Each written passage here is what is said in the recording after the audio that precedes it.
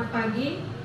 Puji syukur kepada Tuhan karena rahmat-Nya bisa kita berkumpul pada tempat ini untuk membicarakan diseminasi budaya positif. Yang saya hormati Bapak Kepala Sekolah, yang saya hormati Bapak Ibu Wakil Kepala Sekolah, dan rekan-rekan guru semua yang hadir pada saat ini. Adapun acara kita hari ini yang pertama adalah kata sambutan dari Bapak Kepala Sekolah kepada Bapak Firman Ritonga. Waktu dan tempat kami sediakan. Terima kasih. Assalamualaikum warahmatullahi wabarakatuh. Selamat pagi, salam sejahtera buat kita semua. Alhamdulillah di pagi yang cerah ini kita diberikan kesehatan, limpahan rahmat, sehingga kita bisa merupakan salah satu bagian dari tugas guru yang mengikuti calon guru penggerak. Bapak Ibu yang saya hormati, terima kasih sudah meluangkan waktu, dan terima kasih kepada Ibu Ernawati Dolok-Saribu yang sudah mempersiapkan acara ini dengan baik. Mudah-mudahan ini menjadi pembelajaran bagi kita untuk kedepannya turut serta menjadi calon guru penggerak dan pada akhirnya nantinya lulus dengan memiliki sertifikat guru penggerak dengan kategori yang baik. Bapak Ibu, guru penggerak ini atau calon guru penggerak ini merupakan program nasional untuk meningkatkan kompetensi guru dalam mendidik atau dalam menjalankan aktivitasnya sebagai seorang tenaga pengajar. Saya mengetahui banyak terkait dengan calon guru penggerak karena salah satunya saya merupakan salah satu korban dari calon guru penggerak. Korban dalam artian apa? Menyetujui istri saya. Kalau sudah menyetujui berarti rela. Rela apa? Mengambil alih pada sebahagian waktu itu untuk mengurus keluarga, terutama anak. Jadi Bapak Ibu, banyak hal yang dikorbankan guru penggerak ini untuk mengikuti seluruh rangkaian dari program calon guru penggerak. Jadi Bapak Ibu, mari kita bertanya banyak kepada Bu Ernawati Dolok-Saribu terkait dengan program calon guru penggerak ini. Dan di sini salah satunya adalah diseminasi terkait dengan budaya positif yang mudah-mudahan nantinya akan membawa dampak pengetahuan baru bagi kita. Maka dari itu mari kita ikuti kegiatan ini dengan baik dan betul-betul kita bisa menerima informasi baru terkait dengan bagaimana kita menegakkan disiplin atau menerapkan disiplin kepada peserta didik lewat dari materi-materi yang mungkin nanti akan membawa kita kepada satu pengetahuan baru. Saya rasa itu saja yang bisa saya sampaikan. Selamat kepada Bu Ernawati Dolok-Saribu. Tetap semangat dan selalu semangat. Mudah-mudahan sampai pada garis finish dan mendapatkan sertifikat guru penggerak. Dan pada akhirnya mudah-mudahan akan menjadi guru yang juga memiliki sertifikat pendidik. Jadi bagi Bapak Ibu yang belum memiliki sertifikat pendidik, ini merupakan salah satu program yang mungkin bisa kita ikuti, yang sudah memenuhi syaratnya minimal 5 tahun sudah mengajar, maka bisa mengikuti calon guru penggerak. Karena sampai saat ini juga belum ada yang namanya prioritas lagi. Jadi mana yang ada ikuti. yang berpeluang kepada tujuan yang ingin kita capai. Saya rasa itu saja, tidak memperpanjang kalam. Biarlah kita dengarkan yang panjang dari Ibu Ernawati Besar Ibu. Saya tutup, wabillahi taufiq wal hidayah. Wassalamualaikum warahmatullahi wabarakatuh. Ya, terima kasih kepada Bapak Kepala Sekolah. Selanjutnya acara kita yaitu langsung dari narasumber kita, yaitu membicarakan tentang diseminasi atau budaya positif. Apa itu budaya positif itu? Mari kita dengarkan bersama-sama. Kepada Ibu Ernawati Besar Ibu, kami persilahkan. Di pos nggak bisa? Di pos dulu maksudnya. Terima kasih untuk Bapak Kepala Sekolah yang memberikan dukungan penuh pada saya untuk mengikuti program guru penggerak ini, dan juga kepada teman-teman guru, Bapak Wakil Kepala Sekolah, Bapak Ibu Wakil Kepala Sekolah juga semua mendukung. Saya bersyukur dan berterima kasih untuk hal itu. Dan saya ada di sini berdiri di depan Bapak Ibu bukan untuk menggurui atau mengajari, tapi berbagi apa yang saya dapatkan selama mengikuti program guru penggerak di modul 1. Kami masih menyelesaikan modul 1 sampai 1.4. Jadi untuk memenuhi tugas saya harus melakukan diseminasi 1.4 tentang budaya positif. Apa itu budaya positif? Budaya positif itu adalah pembiasaan hal-hal yang positif di lingkungan kita. Apa itu pembiasaan hal-hal yang positif? Tentu yang mendatangkan kebaikan bagi anak didik kita. Pembelajaran yang sebelumnya paradigma lama kan berpusat pada guru seperti itu. Tapi untuk saat ini diharapkan kita melaksanakan pembelajaran itu yang berpusat pada murid atau pembelajaran yang berpihak pada murid. Saya akan menceritakan atau membagikan apa yang saya dapat selama mengikuti program KGP. Yang pertama, filosofi pendidikan menurut Ki Hajar Dewantara. Apa itu pendidikan menurut Ki Hajar Dewantara? Tujuannya untuk apa? Pendidikan itu menuntun segala kodrat yang ada pada anak-anak agar mereka dapat mencapai keselamatan dan kebahagiaan yang setinggi-tingginya, baik sebagai manusia maupun sebagai anggota masyarakat. Oleh sebab itu, pendidik hanya dapat menuntun tumbuh dan hidupnya kekuatan kodrat yang ada pada anak-anak agar dapat memperbaiki lakunya, bukan dasarnya. Artinya kita nggak bisa merubah dasarnya, kita hanya menuntun saja. Guru itu menuntun, bukan menuntut. Kita bukan untuk menuntut anak seperti apa yang kita mau, tapi kita menuntun anak sesuai dengan kodratnya. Itulah yang diharapkan di dalam kurikulum Merdeka juga yang sedang kita jalani sekarang.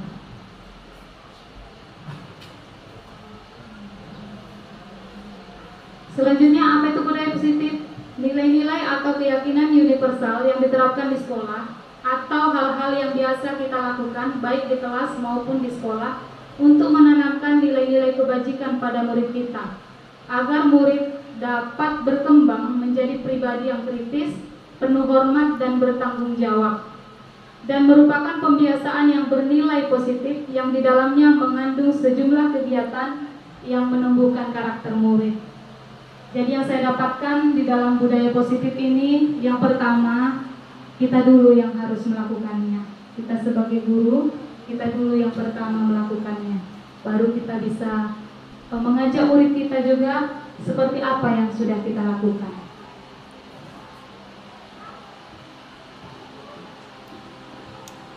Inilah konsep utama yang saya akan bagikan kepada Bapak Ibu. Yang pertama, perubahan paradigma belajar. Yang kedua, disiplin positif. Yang ketiga, kebutuhan dasar manusia. Yang keempat, motivasi perilaku manusia. Yang kelima, restitusi atau posisi kontrol guru. Yang keenam, keyakinan kelas.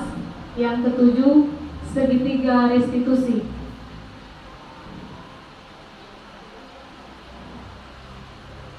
Yang pertama, perubahan paradigma belajar. Untuk membangun budaya positif di sekolah, sekolah dapat menyediakan lingkungan yang positif, aman dan nyaman agar murid-murid mampu berpikir, bertindak dan mencipta dengan merdeka. Jadi mereka berbuat tanpa tekanan. Mandiri dan bertanggung jawab. Disiplin sangat berkaitan dengan kontrol guru terhadap murid. Jadi disiplin itu sangat berkaitan dengan kontrol guru, di mana ada 5 posisi kontrol nanti yang akan kita lihat ke depannya.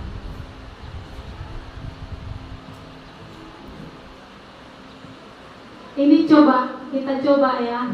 Ini seperti permainan, coba. Bapak Ibu yang sebelah kanan sebelah kiri posisikan diri A dan si B. Kalau Anda sebagai si A, berarti di sebelahnya sebagai si B. Tugas Anda adalah mengepalkan salah satu tangan Anda. Siapa yang jadi si A? Coba dipraktekkan ini.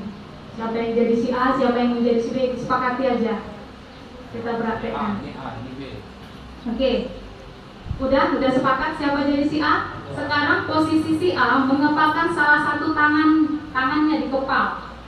Coba Anda bayangkan bahwa Anda menyimpan sesuatu yang sangat berharga di dalam kepalan tangan Anda. Anda perlu menjaga benda tersebut sekuat tenaga karena begitu pentingnya untuk kehidupan Anda. Nah, itu ya tugas si A. Untuk si B, rekan kita yang di sebelah, mencoba dengan segala cara untuk membuka kepalan tangan Anda.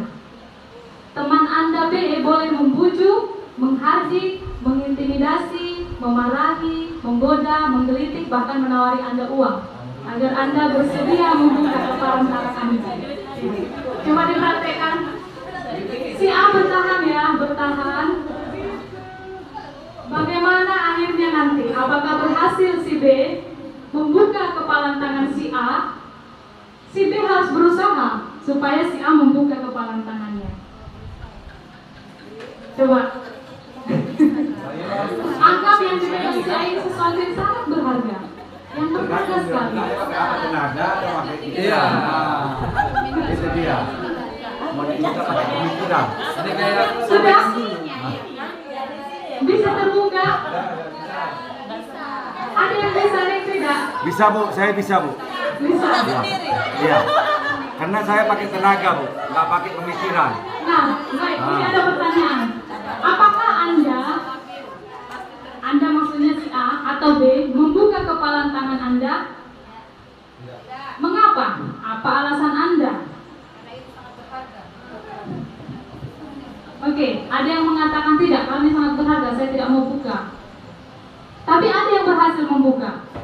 Sekarang coba gantian. Tadi kan si A, misalnya si A-nya Pak Agus, si B-nya Bu Ayu. Sekarang gantian. Bu Ayu yang kepal tangan, Pak Agus yang menjadi tahu.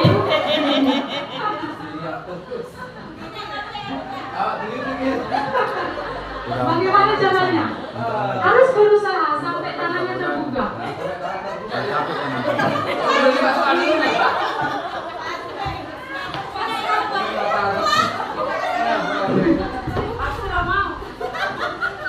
Oke. Apakah Anda atau B menutup kepalan tangan Anda?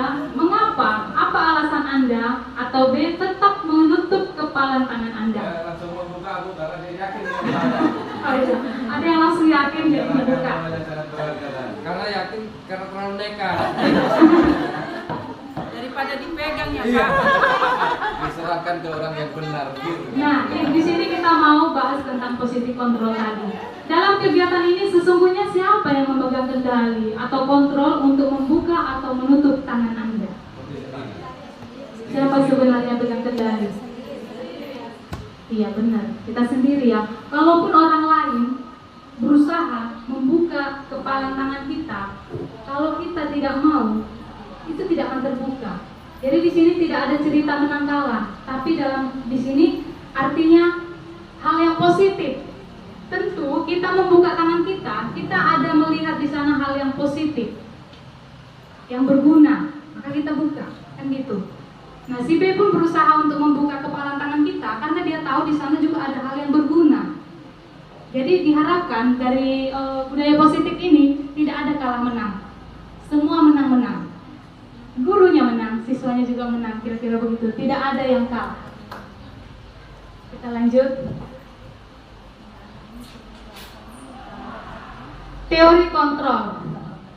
Menurut William Glasser, Dr. William Glasser, ada ilusi guru mengontrol murid, ilusi bahwa semua penguatan positif efektif dan bermanfaat.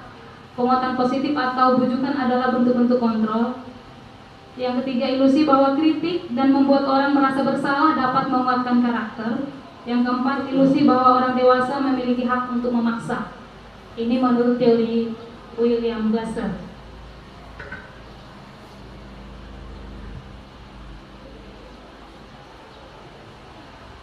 Disiplin positif. Apa itu disiplin positif? Berasal dari bahasa Inggris, disiplin yang artinya belajar, memiliki makna konotasi yaitu disiplin diri. Disiplin diri membuat orang menggali potensi dirinya menuju sebuah tujuan apa yang dia harapkan. Jadi yang diharapkan dengan disiplin itu sebenarnya dimulai dari diri kita sendiri. Disiplin adalah kemampuan pemerintah diri sendiri dalam mengontrol dan menguasai diri untuk memilih tindakan yang mengacu pada nilai-nilai yang kita hargai dengan penuh tanggung jawab, tanpa terperintah orang lain. Jadi bukan karena tekanan. Nilai-nilai yang kita hargai adalah nilai kebajikan atau sifat positif manusia yang merupakan tujuan mulia yang ingin dicapai setiap individu. Contohnya kesadaran anak memakai masker untuk menjaga kesehatannya, mencuci tangan, memakai helm, dan lain-lain.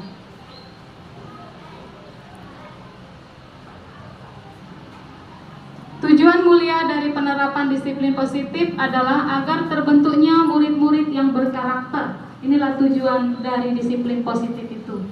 Agar terbentuknya murid-murid yang berkarakter, berdisiplin, santun, jujur, peduli, bertanggung jawab, dan merupakan pembelajar sepanjang hayat sesuai dengan standar kompetensi lulusan yang diharapkan. Itulah tujuan dari disiplin positif yang harus kita lakukan. Yang ketiga, yang kedua tadi disiplin positif, yang ketiga kebutuhan dasar manusia. Ada 5 kebutuhan dasar manusia. Yang pertama, bertahan hidup. Manusia perlu bertahan hidup. Yang kedua, kasih sayang dan rasa diterima. Yang ketiga, kebebasan. Yang keempat, kesenangan. Dan yang terakhir, penguasaan. Seluruh tindakan manusia memiliki tujuan tertentu, yaitu memenuhi kebutuhan dasarnya. Kebutuhan setiap orang berbeda. Kita harus berusaha memahami pandangan orang lain tentang dunia. Setiap orang memiliki gambaran yang berbeda. Ketika kelima kebutuhan dasar telah terpenuhi secara memadai, maka murid akan tumbuh dengan seimbang dan bahagia. Sebaliknya, ketika kebutuhan dasar tidak terpenuhi dengan baik, maka seseorang akan mengalami emosi negatif seperti bosan, sedih, kecewa. Bahkan mereka dapat melakukan perbuatan yang bertentangan dengan nilai kebajikan atau melanggar aturan. Dengan kata lain, perilaku buruk seseorang biasanya adalah respon dari kebutuhan yang tidak terpenuhi. Namun mereka tidak tahu bagaimana caranya menyampaikan kebutuhan itu, makanya dia menyampaikannya secara negatif. Jadi waktu kita melihat murid kita minder misalnya, berarti dia kurang kebutuhan kasih sayang, seperti itu.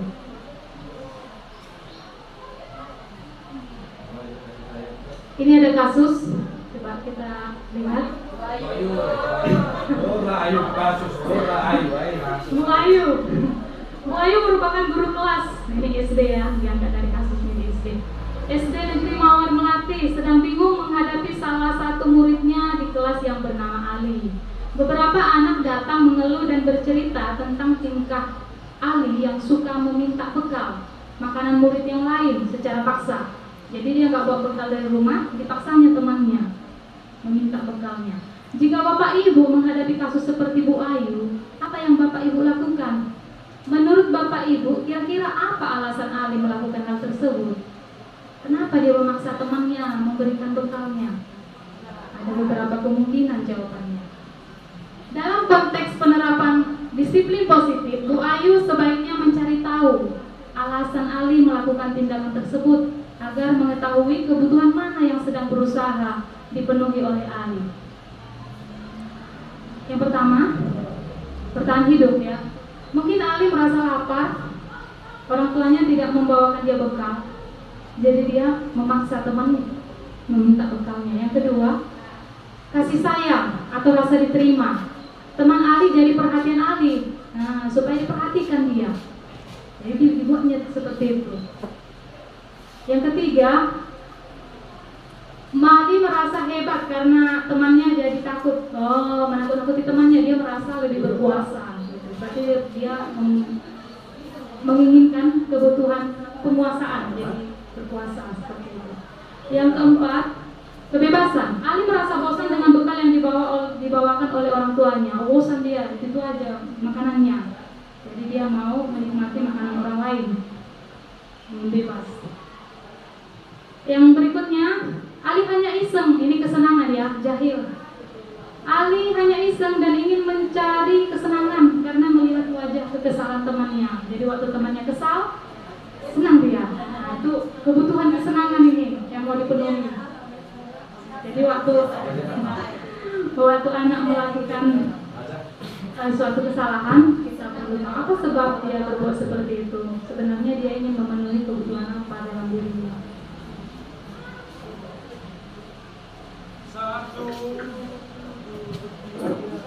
Yang keempat, motivasi perilaku manusia. Ini ada 3 yang menyebabkan motivasi perilaku manusia. Yang pertama, untuk menghindari ketidaknyamanan atau hukuman. Apa yang terjadi apabila saya tidak melakukannya, makanya dia melakukannya. Itu motivasi dari luar. Termasuk yang saya alami sekarang. Saya mengikuti guru penggerak jujur dari dalam sendiri belum waktu itu, tapi setelah dijalani semangatlah, harus diselesaikan seperti itu. Motivasi dari luar diri kita. Karena takut ditanya-tanya terus. Bentar Bu. Jumpa ditanya lagi. Tapi memang saya mendaftar serius, bukan salah-salah. Saya jawab semampu saya. Dan syukurnya ya, lulus. Mudah-mudahan sampai finish. Yang kedua, untuk mendapatkan imbalan atau penghargaan dari orang lain. Ini masih eksternal ya, supaya dihargai, supaya mendapatkan sesuatu dari orang lain, maka dilakukan. Itu motivasi eksternal masih. Yang ketiga, untuk menjadi orang yang ingin menghargai diri sendiri dan nilai-nilai yang dipercayai, menjadi orang yang seperti apa yang saya mau. Ini motivasi dari diri sendiri. Inilah tujuan disiplin positif sebenarnya. Kita mengharapkan kita dan siswa kita memiliki motivasi internal berasal dari diri sendiri. Jadi disiplin yang ditegakkan itu bukan jadi beban, tapi itu adalah kesenangan, kesukaan kita, kebahagiaan kita.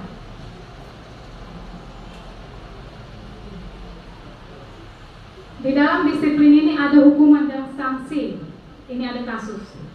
Kita baca kasusnya. Iva kurang menguasai pelajaran matematika, sehingga pada saat pembelajaran tersebut berlangsung, dia lebih banyak berdiam diri atau menggambar di buku pelajarannya. Pada saat guru matematikanya, Pak Seno, menanyakan pertanyaan, Iva menjadi gugup dan tak sanggup menjatuhkan tak sengaja menjatuhkan tasnya dari kursi. Secara tiba-tiba menjadi gagap dan pada saat berupaya menjawab, seluruh kelas pun tertawa melihat perilaku Iva yang berbicara dengan gagap dan terkejut tersebut. Pak Seno pada saat itu membiarkan teman-teman Iva menertawakan Iva yang tergagap dan malu luar biasa. Jadi gurunya membiarkan dia seperti itu.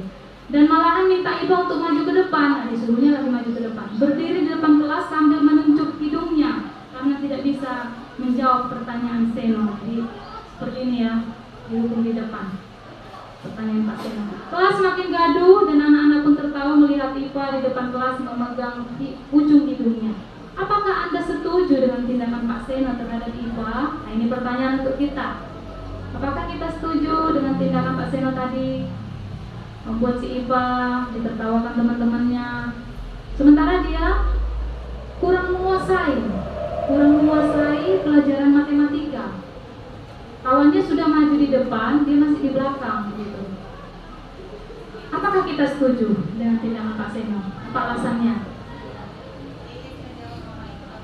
Coba Saya minta satu orang Bapak Ibu yang menjawab setuju atau tidak nomor 1 beserta dengan alasannya.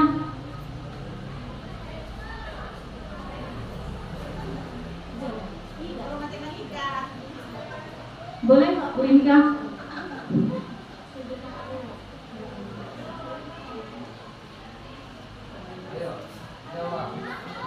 Nomor 2 pertanyaannya, menurut Anda tindakan Pak Seno terhadap IPA adalah sebuah hukuman atau konsekuensi? Mengapa?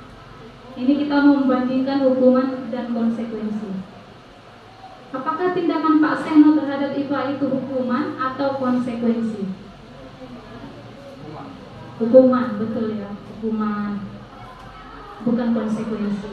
Kalau konsekuensi itu sebelum kita melakukan tindakan atau sanksi, kita sudah melakukan kesepakatan lebih dahulu. Kita buat dulu kesepakatan di kelas. Hal-hal apa yang harus kita patuhi bersama, kita lakukan bersama. Bukan siswa yang melakukannya, tapi kita juga ikut di dalam. Itu namanya kesepakatan kelas. Dan kalau dilanggar, nah itulah akan ada konsekuensinya. Jadi yang dilakukan Pak Seno terhadap IPA itu tidak baik ya, kita nggak setuju. Itu sama dengan mematikan karakter anak. Bisa jadi si IPA jadi minder, jadi malas datang ke sekolah karena dia sudah merasa tertekan. Kita lanjut. Ini dia 5 posisi kontrol. Ada 5 posisi kontrol guru. Yang pertama itu penghukum. Penghukum ini contoh terlambat datang ke sekolah, dari rumah dia terlambat. Tanpa kita tanya alasan, langsung kita hukum. Berdiri di depan tiang bendera, hormat bendera sampai 20 menit misalnya, itu namanya penghukum, sepihak dia. Yang kedua, pembuat rasa bersalah. Bukan penghukum ya, sorry itu salah. Pembuat rasa bersalah, penghukumnya tidak ada. Pembuat rasa bersalah ini begini, guru membuat murid merasa bersalah dengan tindakan yang dilakukannya. Itu bisa menimbulkan penilaian yang negatif. Murid menilai dirinya buruk seperti itu. Diharapkan kita tidak membuat rasa bersalah.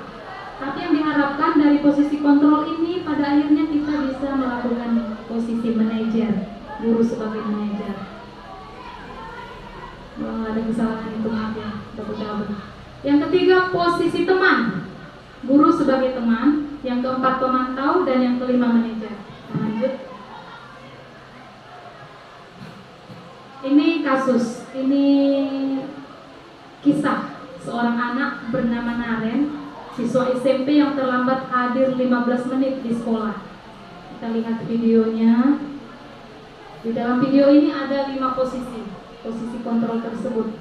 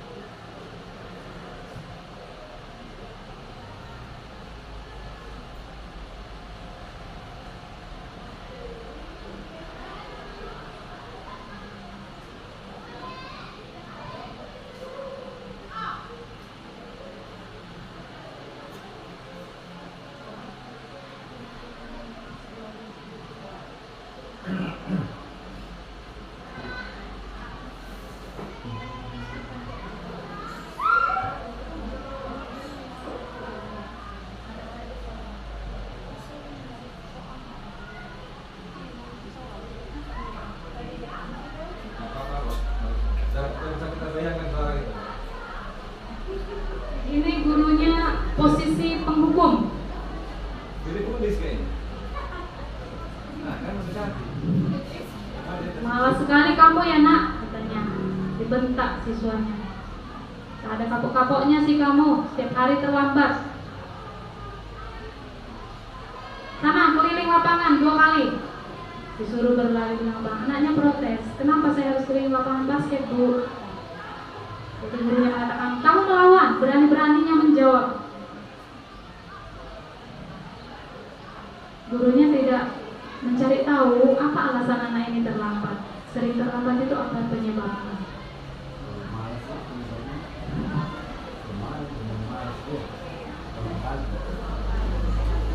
Ini dia posisi penghukum, menghardik, menunjuk-nunjuk, berkacak pinggang, membentak. Hukuman verbal atau fisik, bisa juga dengan fisik. Itu posisi penghukum. Dampaknya, murid menjadi pendendam. Bisa dia jadi dendam, tidak suka kepada guru yang bersangkutan, dan dia pun jadi malas untuk belajar bertemu guru tersebut. Posisi pembuat merasa bersalah.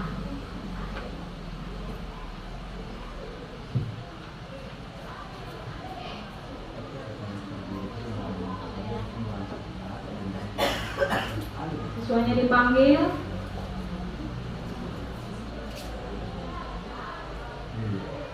lalu gurunya mulai ngomong, kenapa kamu terlambat, Nak? Ya ampun, Naren, bikin susah ibu aja. Bagaimana ini nanti? Saya yang ditegur sama kepala sekolah. Kamu terlambat terus, sepertinya kamu tidak dikasih bimbingan, tidak dibina. Seperti itu. Jadi anaknya merasa bersalah. Karena kesalahan anak, si guru akan dimarahi oleh kepala sekolah.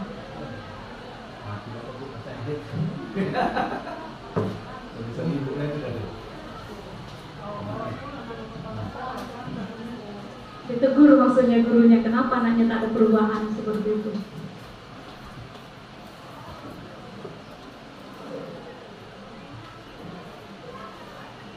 Ya sudah, janji ya, jangan bikin ibu susah lagi. Bisa jantungan ibu kalau ditegur sama bapak kepala sekolah. Maaf ya Bu, maaf sekali Bu, dia merasa bersalah.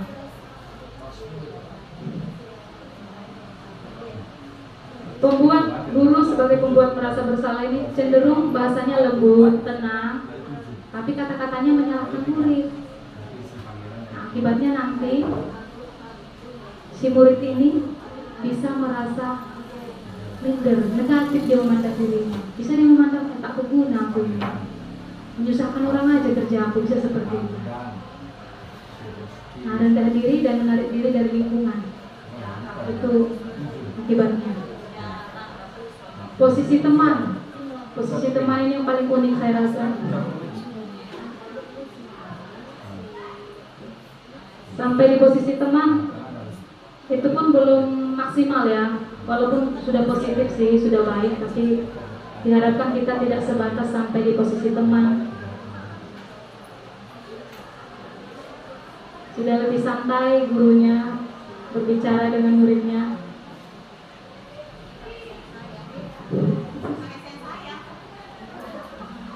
Guru SMP malah pakai saya. Besok Bu, WA-nya mana? Gak ada salah. Kenapa kamu terlambat, Nak? Bukankah kakimu larinya paling kencang, kok bisa terlambat di sekolah? Anaknya jujur, biarpun saya larinya kencang Bu, karena memang dari rumah sudah terlambat, ya tetap saja sampai di sekolah terlambat. Lain kali jangan terlambat lagi ya, Nak. Buatlah dulu ibu ini senang. Oke Bu, bisa Bu.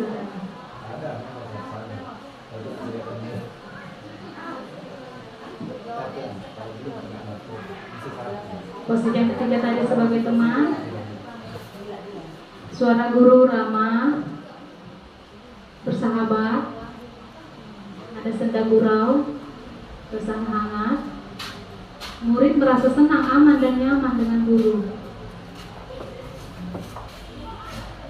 Identitas tercapai, sukses. Namun perlu diingat, ini masih dorongan eksternal dan belum dari dalam diri siswa, masih dari luar dirinya. Kita harapkan kan motivasi itu, disiplin itu datangnya dari dirinya sendiri. Ini dia bergantung kepada satu orang. Jadi kalau guru yang satu tidak jadi temannya, dia tidak akan peduli. Itu jeleknya. Yang keempat, posisi pemantau atau monitor. Guru sebagai pemantau. Di sini sudah ada konsekuensi atau keyakinan kelas sudah ada.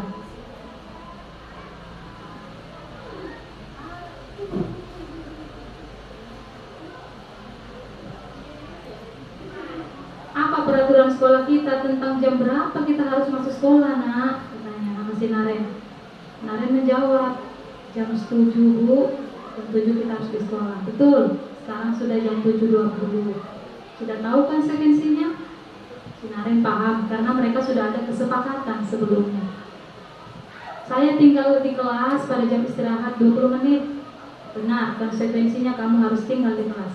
Nanti jam 9.30 pas istirahat kamu harus tinggal di kelas. Kerjakan tugas tambahan untuk ketertinggalan kamu ya nak. Baik Bu. Posisi pemantau mengandalkan perhitungan atau data. Jadi sudah ada kesepakatan, ada data, ada perhitungan yang sudah kita sepakati bersama.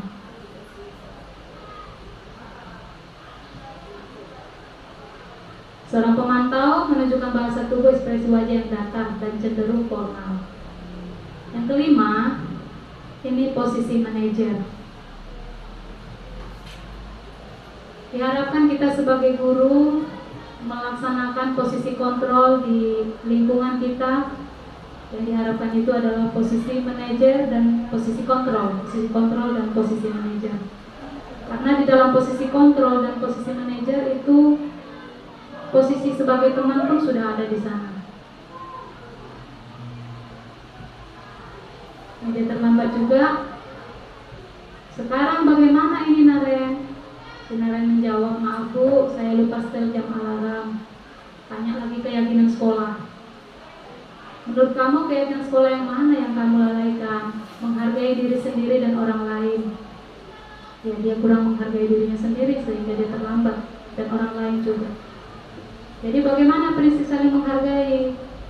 Si Naren tahu. Solusi dari permasalahannya Naren tahu. Bagaimana kamu memperbaiki masalah keterlambatan ini? Dia sendiri menemukan solusinya. Saya akan mencoba menyetel alarm saya Bu. Nah, kalau alarmmu mati gimana? Saya akan minta tolong supaya ibu saya membangunkan saya. Kira-kira begitu. Kalau ibu lupa gimana? Saya akan minta tolong supaya Kak Emma bantuin mengingatkan saya, membangunkan saya. Jadi permasalahan yang dihadapi anak sendiri menemukan solusinya, dan dia yang komitmen juga untuk melakukan itu. Kira-kira kamu akan memulainya setelah pulang sekolah? Saya akan segera lakukan Bu. Baik, jadi Naren akan setel alarm untuk besok pagi. Gurunya memperjelas lagi apa yang sudah diucapkan anak tersebut. Besok pagi alarmmu kamu hidupkan, dan kalau kamu lupa ingatkan ibu supaya membangunkanmu. Seperti itu.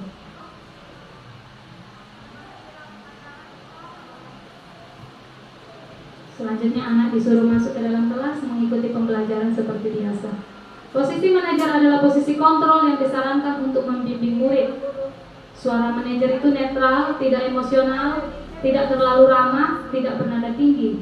Tercipta identitas positif atau berhasil. Guru akan tulus mengajukan pertanyaan-pertanyaan bermakna agar membuka pikiran murid. Guru membimbing murid untuk menemukan solusinya. Ya, dengan tulus memberikan pertanyaan bermakna. Dampaknya, murid mandiri. Yang kedua, percaya diri dapat memecahkan masalah. Itulah dampaknya bagi si anak. Lanjut.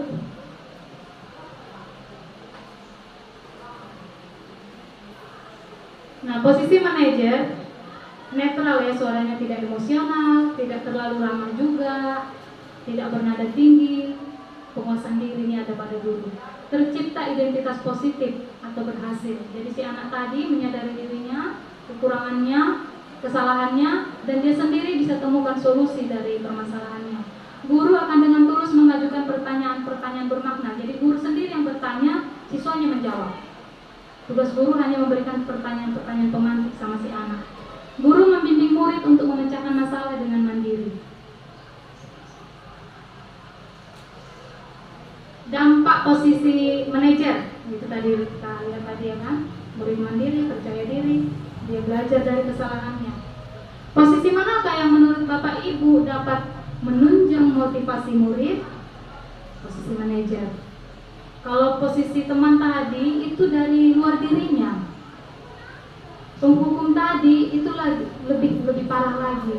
Dia bisa jadi dendam, dia bisa malas jadinya, tak suka bertemu dengan guru yang memberikan hukuman tadi. Yang diharapkan kita lakukan itu posisi manajer. Pada posisi manajer, guru dapat menerapkan disiplin positif yang berpihak pada murid, yang memerdekakan murid.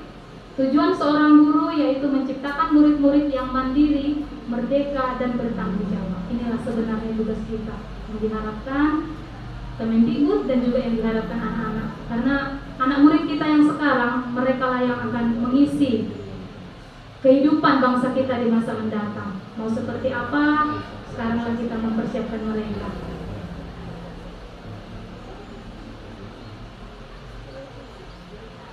Keyakinan kelas, yang keenam keyakinan kelas, yang kelima tadi posisi kontrol, sekarang keyakinan kelas.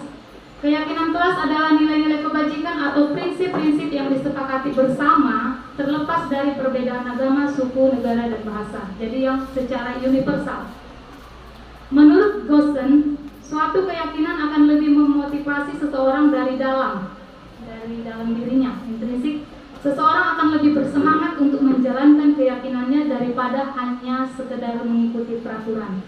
Budaya positif yang diharapkan itu bisa menimbulkan keyakinan yang berasal dari diri sendiri untuk melakukan sesuatu yang positif, yang berguna, yang bermanfaat untuk kebersamaan, bukan untuk pribadi saja tapi untuk umum, untuk kita semua secara universal.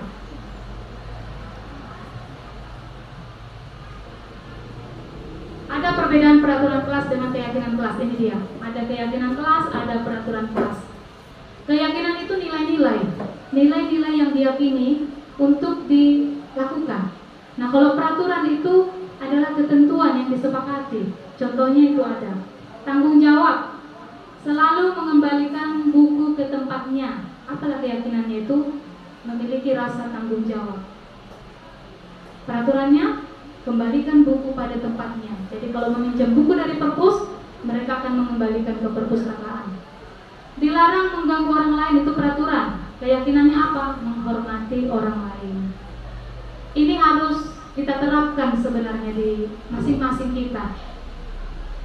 Kalau saya di kelas 11 IPS 1, kami sudah membuat keyakinan kelas di kelas itu. Jadi mereka lebih mandiri karena kita sama-sama bertanggung jawab, sama-sama mau melakukan keyakinan yang sudah kita buat gitu. Mereka lebih mandiri. Kalau mereka lalai melakukan keyakinan kelas, kita ingatkan lagi. Menghormati orang lain, berkomitmen. Peraturannya apa? Hadir di sekolah 15 menit sebelum pembelajaran dimulai. Itu komitmen.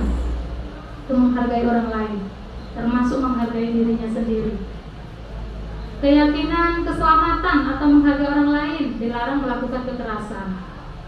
Itu kan peraturannya dilarang melakukan kekerasan. Sebenarnya kata larang itu harus kita ganti dengan positif. Bagusnya apa itu kita ganti? Supaya jangan kata negatif, dilarang.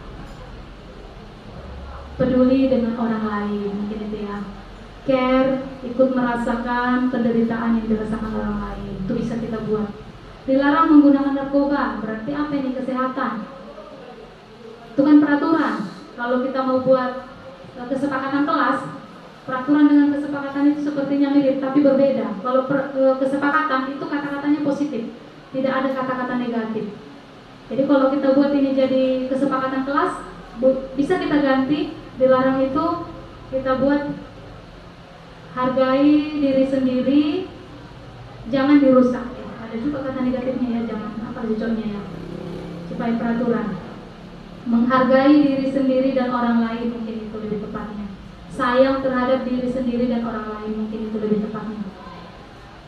Bergantian atau menunggu giliran, ini menghormati. Keyakinannya menghormati dan bersabar. Peraturannya bergantian, menunggu giliran. Budaya antri lah ini. Peraturannya gunakan masker. Keyakinannya kesehatan, dan keselamatan. Jangan berlari di kelas atau koridor, itu peraturannya. Berarti berjalan sesuai dengan ketentuan, itulah cocoknya ini bahasanya. Keyakinannya, keselamatan dan keamanan. Itulah perbedaan peraturan kelas dengan keyakinan kelas. Di peraturan kelas itu ada kesepakatan kelas. Kalau keyakinan itu nilai-nilai yang kita bangun, yang kita mau taati bersama dengan anak-anak kita.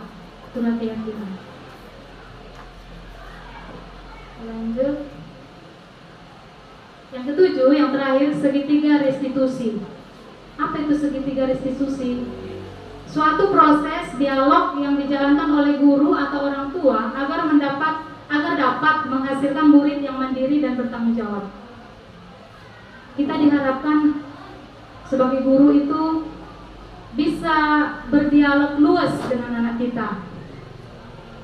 Anak itu tidak merasa takut melihat kita seperti itu. Bukan berarti semena-mena mereka, tetap ada batasannya, tapi mereka luas untuk berbicara. Melalui restitusi, guru dapat membantu murid menjadi lebih memiliki tujuan, disiplin positif, serta memulihkan dirinya setelah berbuat salah. Tadi ada posisi kontrol, di dalam posisi kontrol itu ada segitiga restitusi yang bisa kita lakukan. Membantu murid untuk jujur pada diri sendiri dan mengevaluasi dampak dari kesalahan yang dilakukan. Memberi penawaran, bukan paksaan. Ini sesuai dengan filosofi Ki Hajar Dewantara, menuntun kodrat yang ada pada anak-anak. Bukan menuntut, tapi menuntun. Kita hanya menuntun saja. Lanjut. Ini dia segitiga restitusinya. Ada 3, seperti namanya, segitiga restitusi. Yang pertama, menstabilkan identitas. Waktu anak melakukan kesalahan, kita tanyai, kenapa dia melakukan kesalahan itu? Setiap orang pernah salah, ibu juga pernah melakukannya, seperti itu. Itu menstabilkan identitas. Selanjutnya menanyakan keyakinan. Kan kita sudah buat kesepakatan sebelumnya, kesepakatan kelas dan keyakinan kelas. Kita ingatkan dia, keyakinan kelas yang mana lah yang kamu tidak lakukan ini, kesepakatan kelas mana lah yang kamu langgar. Itu dia menanyakan keyakinan. Selanjutnya validasi tindakan salah.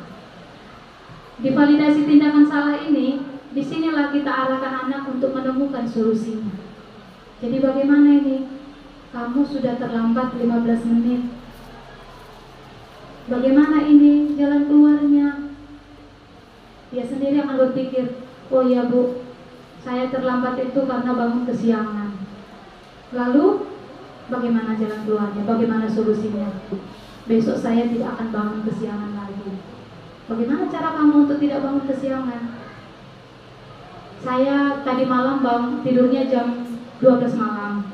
Besok nanti Bu saya akan tidur jam 9 malam atau jam 10 malam gitu. Jadi solusi dari dia, dari anak itu sendiri. Kita lihat di sini ada videonya.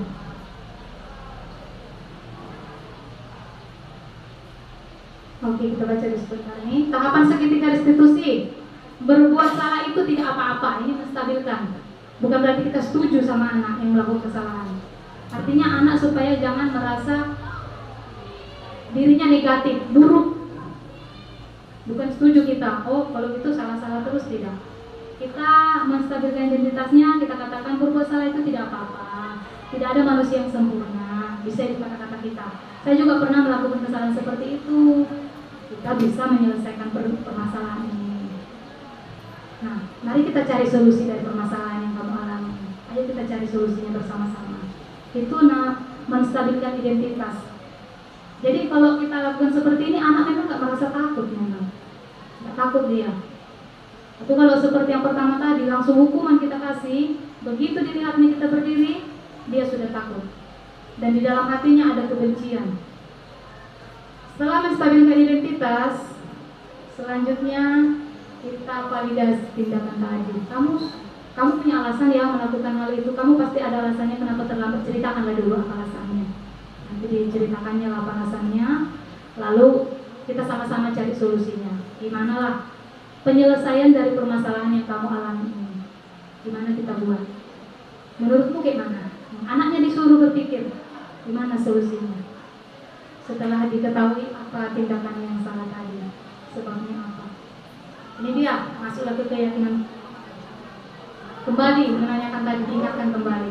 Ini tidak harus urutannya itu tadi, bisa kita urutkan dari yang pertama, gak masalah. Tapi inilah putarannya, kira-kira begitu. Sampai akhirnya solusi ketemu. Dapat solusinya, anak itu juga komitmen untuk menyelesaikan permasalahan yang dialami. Jadi besok-besok dia tidak akan mengulangnya. Nah, kalau diulanginya lagi gimana? Kita lakukan lagi restitusi. Di antara 10 anak, mungkin adanya itu yang bebal ya, yang susah, yang tidak ada komitmen. Tapi pastilah lebih banyak yang akhirnya memiliki solusi.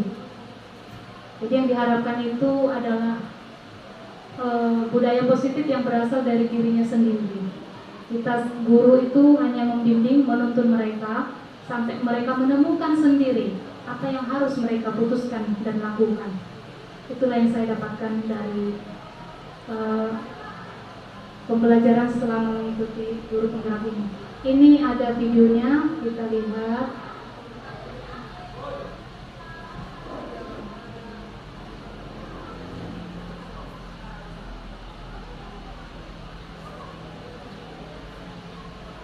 Seorang anak yang dipanggil guru karena dia berbicara kasar, marah-marah.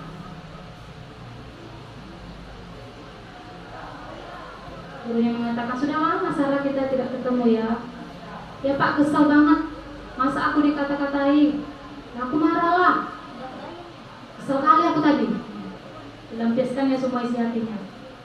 Gurunya menanggapi, kalau Bapak juga di posisi kamu mungkin akan marah juga seperti kamu.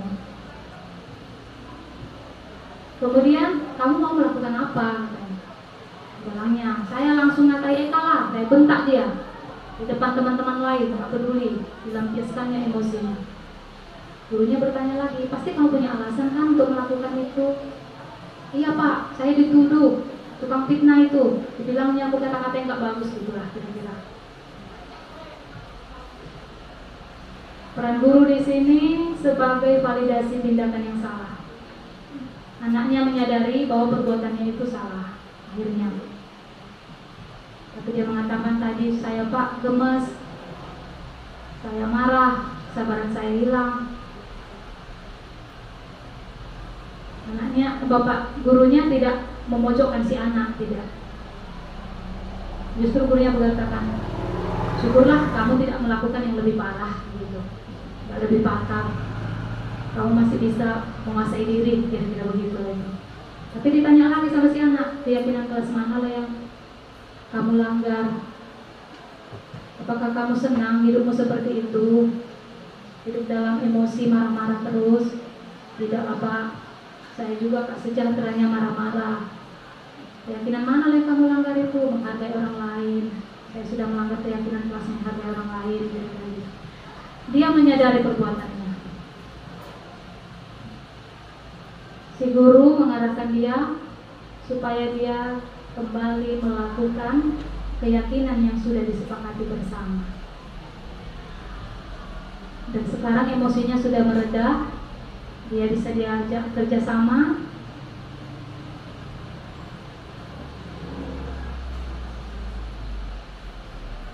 Dia sendiri bisa menemukan solusi dari permasalahannya. Guru hanya sebagai pembimbing saja mengarahkan si anak. Inilah yang diharapkan dari kita sebagai guru.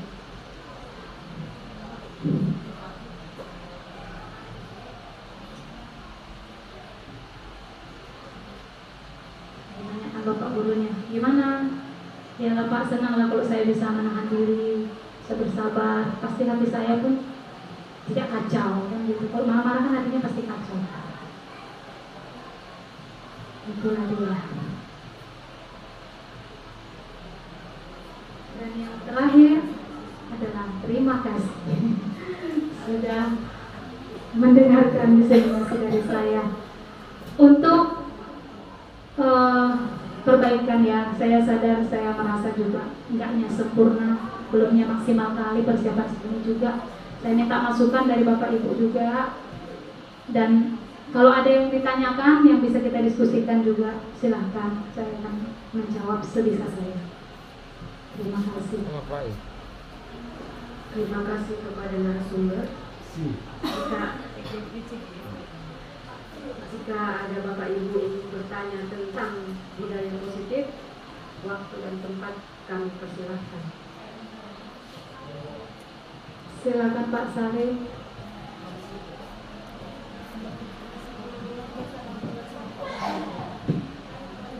Ya, terima kasih atas kesempatannya memberikan saya bertanya. Di sini saya mau bertanya, bagaimana kita melaksanakan posisi kontrol yang baik bagi siswa?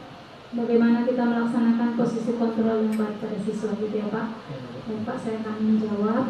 Posisi kontrol yang baik pada siswa yang harus kita lakukan itu adalah posisi pemantau dan manajer.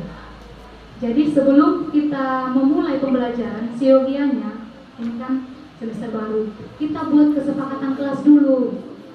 Kita buat dulu kesepakatan kelas. Kesepakatan kelas itu nggak sepihak, tidak maunya guru, tapi yang berpihak pada murid. Jadi kita minta murid itu, kalian maunya pembelajaran kita seperti apa? Keyakinan mana yang harus kita lakukan di sini? Menghargai, misalnya saling menghormati, tulis menghargai. Nah, dari keyakinan ini tadi kita tentukanlah peraturan, bukan peraturan, kesepakatan. Keyakinan nggak ada tadi kan? Kita buat kesepakatan. Nah, kalau sudah kita tentukan keyakinan dan kesepakatan kelas, lalu siswa melakukan kesalahan atau melanggar keyakinan yang dibuat, kita posisikan diri kita sebagai posisi pemantau dan manajer. Nah, seperti yang saya jelaskan tadi, kalau pemantau itu gurunya mengulang kembali bagaimana nak dengan kesepakatan kita sebelumnya. Misalnya siswanya datang terlambat, kesepakatan kelas kita bel jam 7.30, kesepakatan kelas jam 7.35 semua harus di kelas, misalnya harus kita buat seperti itu. Kita pun harus jam 7.35 udah di dalam ruang kelas gitu. Kalau mau kita buat jam 7.30 juga ya udah, nggak masalah, sama-sama harus mematuhinya. Nah itu dia. Jadi dia kalau dia melanggar, dia terlambat, nah, gimana ya dengan kesepakatan kelas kita? Kesepakatan yang mana yang sudah kamu langgar nak? Dia sendiri yang mencatat. Jadi kita hanya memantau saja, dan akhirnya dia sendiri menemukan solusi sesuai dengan data-data. Jadi kita pakai data kalau pemantau. Nah kalau manajer, kita yang membimbing si anak sendiri temukan solusi dari permasalahannya dengan menggunakan segitiga restitusi tadi. Bisa penyelesaiannya. Seperti itu Pak. Terima kasih. Ya, terima kasih. Ada lagi Bapak Ibu yang mau bertanya?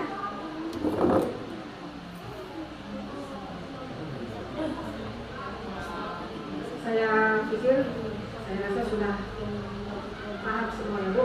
Tapi Bapak Ibu guru sudah paham di sini semua apa yang dibicarakan, dan semoga apa yang dibicarakan hari ini tentang budaya positif dimulai dari kita guru. Semoga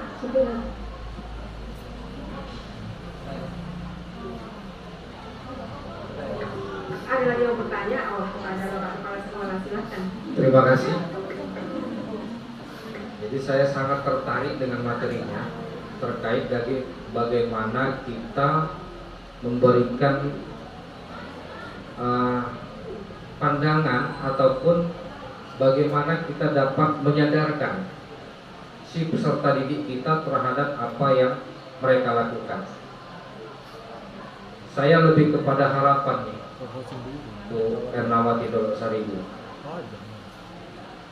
Semoga, dan ini mumpung ada Pak Agus, ini terbentuk satu kesepakatan kelas yang sifatnya komprehensif yang bisa diterapkan di semua kelas, dan ini menjadi budaya bagi guru dalam menerapkan di kelas itu, baik itu guru mata pelajaran. Jadi kalau seandainya guru mapel ini mengalami kendala di kelas itu, maka budaya atau kesepakatan kelas itu sudah tertanam.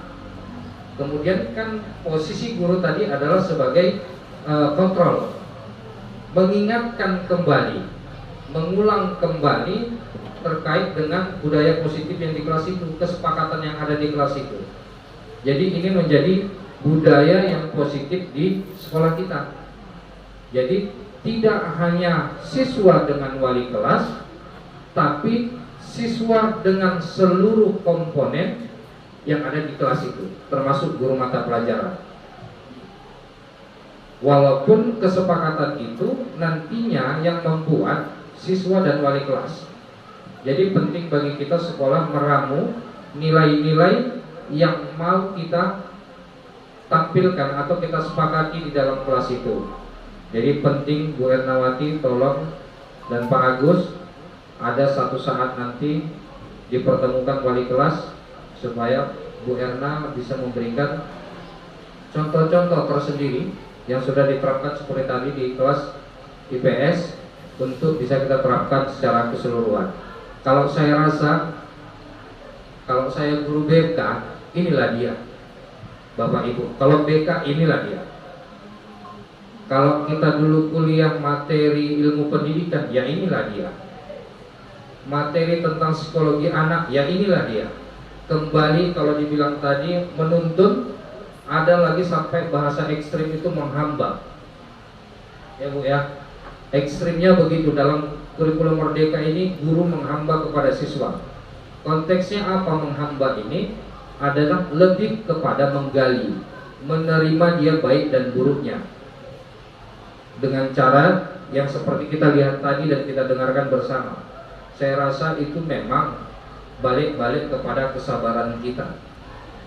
Sabar nggak kita menghadapi anak ini? Jadi saya rasa materi ini penting bagi kita untuk kita telaah, kita renungkan, dan mudah-mudahan ini bisa menjadi satu kemajuan yang bisa kita terapkan di SMA Negeri 1 Merbau ini. Jadi pionir ada pada pemantik ibu ini. Pemantiknya Bu Ernawati Seribu, tapi pemantik ini tidak cukup pemantik, tapi harus bisa memantikkan juga. Ya kan, salah satu bentuk acaranya ya begini. Tapi harapan saya ini bisa menjadi budaya positif baru di sekolah kita SMA Negeri 1 Merbau ini. Saya rasa itu saja, saya harapkan, saya tunggu Bu. Setelah nanti Ibu tenang, komunikasi ke Pak Agus. Itu saja dari saya, terima kasih. Assalamualaikum warahmatullahi wabarakatuh. Terima kasih Pak untuk masuk.